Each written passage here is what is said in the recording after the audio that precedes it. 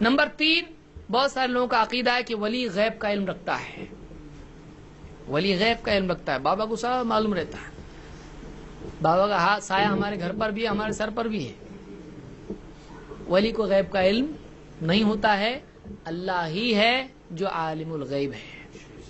اللہ تعالیٰ نے اگر کوئی بڑا ہو سکتا ہے، سب سے بڑا کون ہے بندوں میں مرتبے کے اعتبار سے؟ محمد رسول اللہ صلی اللہ علیہ وسلم۔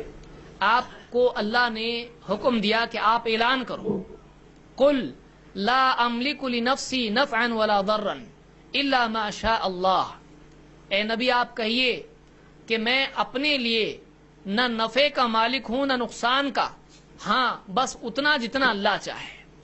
میں اپنے آپ کو بھی فائدہ اور نقصان نہیں پہنچا سکتا سوائے اس فائدے یا نقصان کے جو اللہ چاہے۔ وَلَوْ كُنْتُ أَعْلَمُ الْغَيْبَ، اگر میں غیب کا علم رکھتا، وَلَوْ كُنْتُ أَعْلَمُ الْغَيْبَ، اگر میں غیب کا علم رکھتا، لَاسْتَكْثَرْتُ مِنَ الْخَيْرِ، تو میں بہت ساری بھلائی جمع کر لیتا، اور وَمَا مَسَّنِيَ السُّوءُ، اور کوئی تکلیف مجھ کو نہیں پہنچتی۔ ان انا الا نذیر وبشیر لقوم یؤمنون، میں تو بس لوگوں کو خبردار کرنے والا، خوشخبری سنانے والا ہوں ایسے لوگوں کو جو ایمان رکھتے ہیں۔ آپ نے کیا فرمایا کہ میں نفع نقصان کا مالک نہیں ہوں، اور اگر میں غیب جاننے والا ہوتا تو میں بہت ساری بھلائی جمع کر لیتا اور کوئی برائی مجھ کو نہیں پہنچتی۔ آپ بتائیے کہ یہودی عورت نے آپ صلی اللہ علیہ وسلم کو دعوت دی اور زہر سے بھرا گوشت کھلایا، آپ کے ساتھ ایک صحابی تھے، آپ صلی اللہ علیہ وسلم نے وہ کھا لیا، آپ کو بہت تکلیف اس سے ہوئی، اور صحابی ساتھ والے صحابی شہید ہو گئے۔ آپ بتائیے آپ کو اگر معلوم ہوتا آپ اس سے بچتے کہ نہیں بچتے؟ آپ صحابی کو قتل ہونے دے رہے، آپ کو معلوم ہے۔ لوگ آیا آپ کے پاس، کہا ہمارے پاس آدمی بھیجو ہم کو دین سکھانے کے لیے۔ آپ نے 70 قرہ کو بھیجا، ان لوگوں نے 70 کو لے جا کر راستے میں دھوکے سے قتل کر دیا۔ اللہ کے نبی صلی اللہ علیہ وسلم کو اتنا غصہ آیا، مہینہ بھر ان لوگوں کے لیے بد دعا کرتے رہے، فرض نمازوں میں بد دعا کرتے رہے۔ بتائیے اللہ کے نبی صلی اللہ علیہ وسلم کو پہلے سے معلوم ہوتا آپ جانے دیتے؟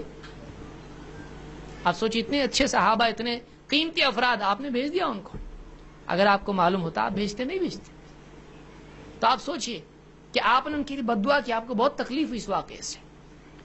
تو اس طرح کی، اور صحابی نے بھی وہاں پہ دعا کیسے کی؟ ان میں سے ایک صحابی جن کا نام حرام تھا، انہوں نے دعا کی، اے اللہ تو اپنے نبی کو خبر پہنچا دے کہ ہم تجھ سے جا ملے اور ہم تجھ سے راضی، تو ہم سے راضی، اپنے نبی کو تو خبر پہنچا دے۔ امام البخاری مسلم دونوں نے اس کو روایت کیا کہ اے اللہ تو نبی کو خبر پہنچا۔ صحابی کا عقیدہ کیا ہے؟ نبی کو ڈائریکٹ معلوم پڑتا کہ اللہ کو ڈائریکٹ معلوم پڑتا؟ اللہ کو، اور اللہ نبی کو پہنچاتا کہ نبی اللہ کو پہنچاتے؟ اللہ نبی کو پہنچاتا ہے۔